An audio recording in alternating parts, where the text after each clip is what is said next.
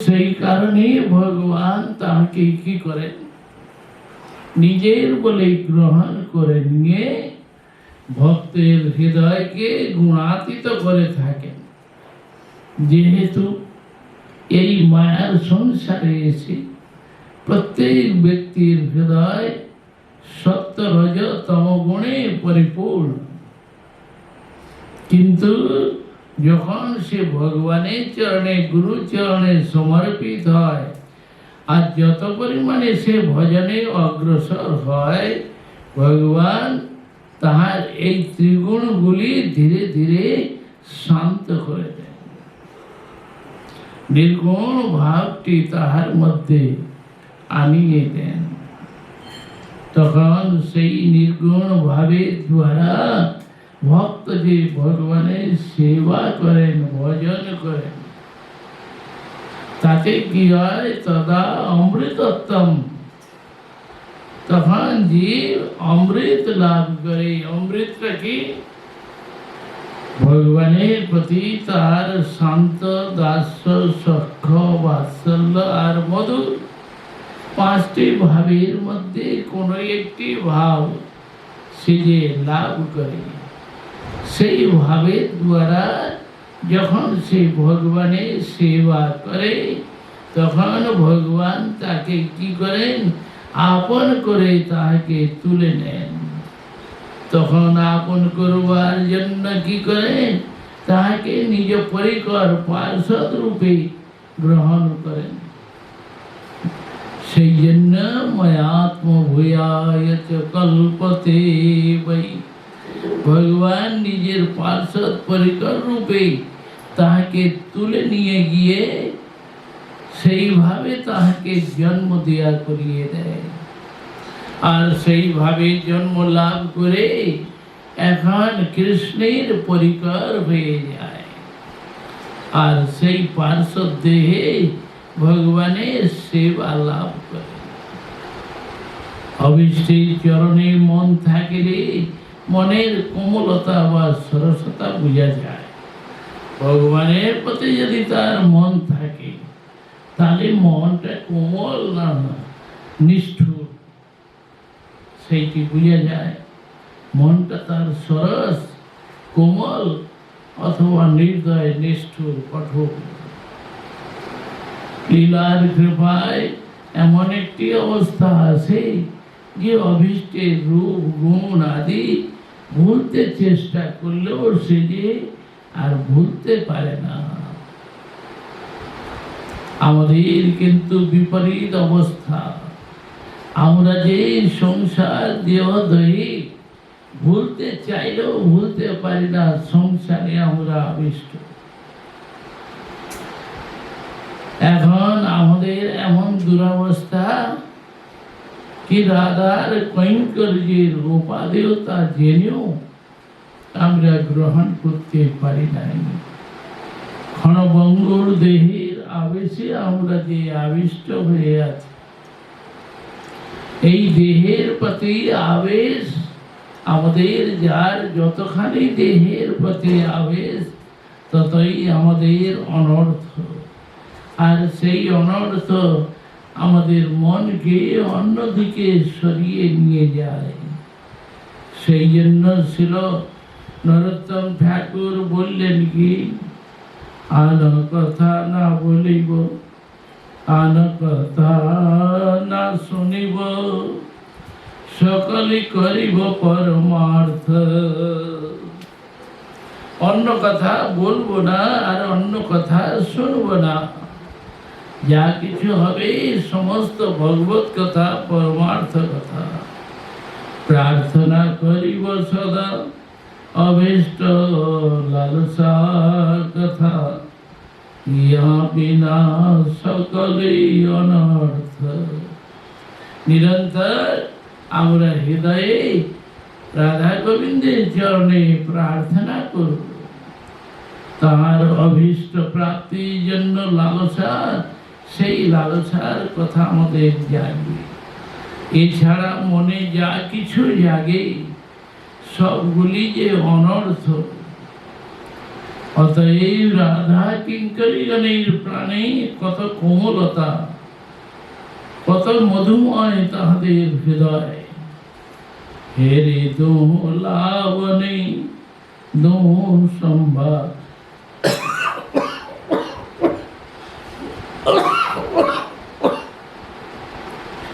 হেরে দোহ লাবণে দোহ সম্ভাষণ শুনি, সখী আঁখি শ্রবণ জুড়ায়। দুইজনের লাবণ্য দেখে আর দুইজনের সম্ভাষণ কথোপকথন শুনে আমাদের নেত্র তৃপ্ত হবে। শ্রীপাদের চিত্ত মন লীলারাজ্যে, শ্রীল প্রবোধানন্দ সরস্বতী পাদের মন এবং হৃদয় উভয় লীলারাজ্যে। সিদ্ধ স্বরূপে রাধারানীর অভিসার লীলার কথা স্ফূর্তি প্রাপ্ত হইতেছে। বংশীধারীর পাগল করা বাঁশির সুরে রাধারানী বিবসাঙ্গী বিবসঙ্গ হয়েছে। স্বরূপাবিষ্ট প্রবোধানন্দ সরস্বতী পাদ কিঙ্করী রূপে কৃষ্ণ কথায় নিজের দেহ মনে অভিসারের যোগ্যতা আনয়ন করিয়াছে। ক্ষিপ্র হস্তে অতি শীঘ্র হস্তে শ্রীমতীকে অভিসারের উপযোগী বেশে সাজাইতে শুরু করেছে। এই যে প্রেম পাগলিনীর সেবা, মধুর মধুর কৃষ্ণ কথা বলে তার মনটিকে মুগ্ধ করে অলঙ্কারগুলি যথাযোগ্য ভাবে পড়াইতেছেন। এখন মধুর মধুর কৃষ্ণ কথা শুনিয়ে রাধারানীর মনকে মুগ্ধ করে তাহাকে অলঙ্কারগুলি ধারণ করাইতেছে। কারণ তাহাকে নিজের হাতে বেশভূষা করতে হবে। এখন যদি রাধারানী নিজে হাতে বেশভূষা করেন, সব বিপর্যয় করে ফেলবেন। এই জন্য মহাজনগণ গিয়েছেন কি, রাই সাজে বাঁশি বাজে পড়ে গেল, কি করিতে কি না করে সব হইল ভুল। রাধারানী নিজে এখন সাজছেন আর ওদিকে কৃষ্ণের বাঁশি বাজছে। চারদিকে উলুধ্বনি আরম্ভ হয়ে গেল। এখন কি করবে, সব যে ভুল হয়ে গেল। মুখে আঁচড়ে রাই বাঁধে কেশভার, পায়ে বাঁধে ফুলের মালা না করে বিচার। মুকুরে আঁচড়ি রাই বাঁধে কেশভার। মুকুর মানে আয়না, আয়না দিয়ে চুল আঁচড়াচ্ছে, চুল ঝাড়ছে। আর কেশ বাঁধছে, পায়ে বাঁধে ফুলের মালা না করে বিচার। আর পায়ের মধ্যে ফুলের মালা বাঁধছে, বিচার আর করছে না কোথায় বাঁধবে, কি করবে। করেতে নূপুর পরে জঙ্গে পরে তার, গলেতে কিঙ্কিণী পরে কোটি তটে হার। রাধারানী কৃষ্ণের বাঁশি শুনে নিজের বেশভূষা নিজে সাজাতে গিয়ে কি করছে, হাতে নূপুর পড়ছে, পায়ের নূপুর এখন হাতে পড়ছে। জঙ্গে পরে তার, আর জাঙ্গে কোমরে এখন তার পড়ছে। গলেতে কিঙ্কিণী পরে কোটি তটে হার। আর গলায় কিঙ্কিণী, পায়ের নূপুর গলায় পড়ছে, আর কোমরে হার পড়ছে। চরণে কাজর পরে নয়নে আলতা, চরণে কাজের পরে নয়নে আলতা, পায়ে কাজল করছে আর নেত্রে আলতা পড়েছে। উপরে পরে বঙ্করাজ পাতা, আর বুকের উপরে বঙ্করাজ পাতা। তো এইভাবে রাধারানী বেশভূষা করছে, নিজের বেশভূষা। এমন ভাবে কি আর রাধারানী বেশভূষা করে চলবে? তাই এখন কিঙ্করি কি করে? রাধারানী সেবা করে, বেশভূষা নিজে তার সাজিয়ে দেয়। শ্রীমতী অভিসার সময়ে অঙ্গ প্রত্যঙ্গ আদির অখণ্ড বিস্মৃতির কারণে নিজের বেশভূষা এইরূপ ভাবে বিপর্যয় করে পড়ে থাকে। কিন্তু শ্রীল প্রমোদানন্দ সরস্বতী পাদ কিঙ্করী রূপে রাধারানীর অলঙ্কার আভূষণ গুলিকে যথাস্থানে যথাবৎ পড়াইতেছেন। ওদিকে বংশীর প্রাণাকর্মী প্রাণাকর্ষে মধুর আবাহন, এদিকে মধুর বংশীর আবাহন। সুস্পষ্ট রাধা নাম নিয়ে বাঁশি বাজছে। রাধারানী কি আর স্থির থাকতে পারেন? তখন যে তার ধৈর্যের বাঁধ ভেঙে গিয়েছে। রাধারানী এদিকে কৃষ্ণের কাছে যাবেন, তার ধৈর্যের বাঁধ ভেঙে গেছে। এমন সময় বলছেন কি কহিবারে সখী ইয়া দুঃখ তো,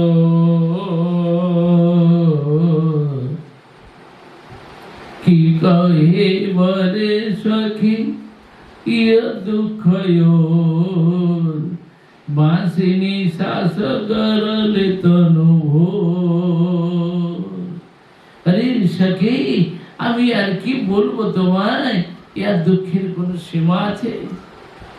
এই বাঁশি যে এমন ভাবে বাজছে, আমার নিঃশ্বাস গরলে তনুভোর।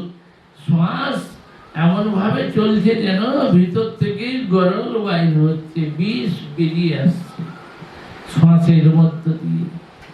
হঠ শনে পৈঠায় শ্রবণ তোমার, তখনে বিগলিত তনু মন লাজ। হট করে এই বংশের দাঁড়ি কানের মধ্য দিয়ে ভিতরে চলে গেল, আর গিয়ে তনু মন সব কিছু যে গলিয়ে দিল, লাজ লজ্জা সব ভুলিয়ে দিল। বিপুল পুলক পরি পুরায়ে দেহ, আর দেহের মধ্যে রোমাঞ্চ, কম্প, অশ্রু ইত্যাদি হতে লাগে। এইভাবে বলতে বলতে রাধারানীর কণ্ঠরোধ, গলা অবরুদ্ধ হয়ে আসছে। মোহন বংশীধারীর দর্শনে প্রাণ জুড়াইবার জন্য অতিশয় অধীর হয়ে পড়লেন। তাহার দর্শন করে কিঙ্করী রূপে শ্রীপাদ প্রবোধানন্দ সরস্বতী পাদ বলতে লাগলেন কি, হে রাধিকে, তোমার ন্যায় কৃষ্ণ আরাধনা কি আর কেউ জানে? কেউ জানে না। মাসির সুরে শ্রীকৃষ্ণের কামনা স্পষ্ট হয়েছে, সে যে তোমাকে চায়। অতএব তাই তুমি সেখানে গিয়ে তোমার নামের সার্থকতাকে পূরণ করো।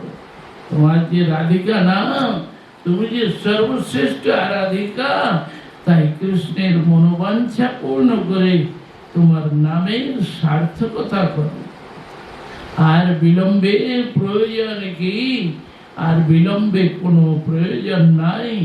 তাই শীঘ্র অভিসারে চলো। হে রাধে, তুমি শীঘ্র অভিসার করো। হে সুরত রঙ্গী নিতম্ব ভাগে, হে সুরত রঙ্গী নিতম্ব ভাগে, তোমার নিতম্ব দেশে কত কত সুরত রঙ্গ প্রকাশিত হইয়া থাকে। বিপুল নিতম্ব ভারে তুমি শীঘ্র গমনে অসংখ্য অসত্তা। তোমার যে এই যে বিপুল নিতম্ব, নিতম্ব কাকে বলে জানিস? পিছন পাছা ভাগকে পিছনকে বলে নিতম্ব। হ্যাঁ,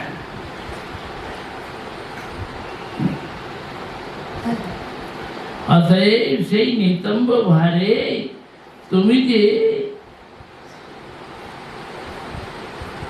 চলতে পারছো না, এই জন্য বলি রাধে তুমি অতি শীঘ্র করো।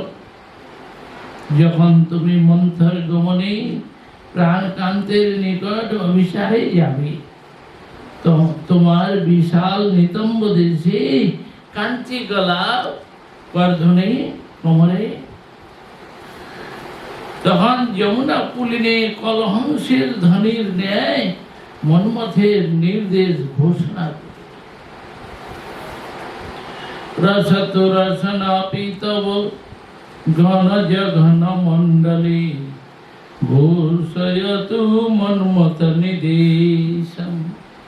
কবি জয়দেব গোস্বামী বললেন, তোমার সুরতরঙ্গে বিশাল নিতম্বের শোভা তোমার নাগরের মনকে নিংড়ে নিবে, অর্থাৎ মনকে আকর্ষণ করে নিবে।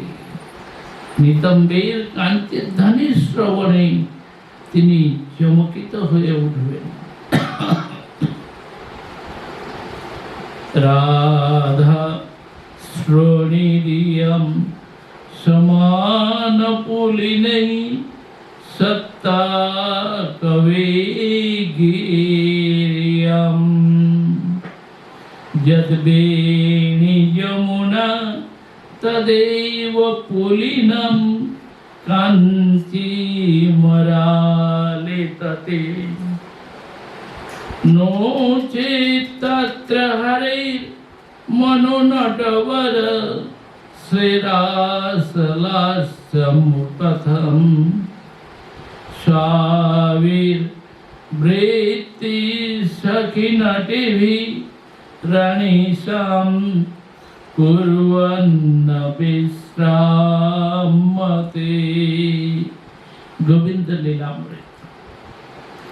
শ্রী রাধার নিতম্ব যমুনা পুলিনের ন্যায় এই কবির যে বাণী, কবি এখন বললেন কি রাধারানী নিতম্ব মানে পৃষ্ঠদের পিছনের ভাই বলে যমুনা পুলি, বলে কথাটা সত্যি না মিথ্যা? বলে কবির বাক্য সত্য। যেহেতু রাধার শ্রোণীর মধ্যে নিপতিত বেণী যমুনা, বলে রাধারানী বেণী এখন শ্রোণী কটিদেশ থেকে কোমর থেকে নিচে ঝুলে গেছে। এই বেণী এত লম্বা বেণী, এই যে রাধারানীর বেণী পিছন দিকে এত ঝুলে গেছে, এই বেণীটা কি যমুনা। নিতম্ব দেশ পুলিন, এই যে পুলিন কান্তি হলো হংস শ্রেণী। হংস শ্রেণীর কোমরে যে বিছা থাকে তাকে বলে হংস শ্রেণী। তা যদি না হয় শ্রীকৃষ্ণের মন রূপ নটরাজকে, নটরাজের মন রূপী মন বৃত্তি রূপ নটিগণের সহিত ওই পুলিনে সুন্দর রাসনৃত্য করিয়াও কেন বিশ্রান্ত হইতেছে না। অর্থাৎ নটরাজ শ্রীকৃষ্ণের মনরূপী বৃত্তি এখন নটিগণের সঙ্গে নৃত্য করেও শান্ত হচ্ছে না। কিঙ্করী বলতেছেন, তোমার অভিসার মাধুর্যের কি অপূর্ব বিশেষত্ব।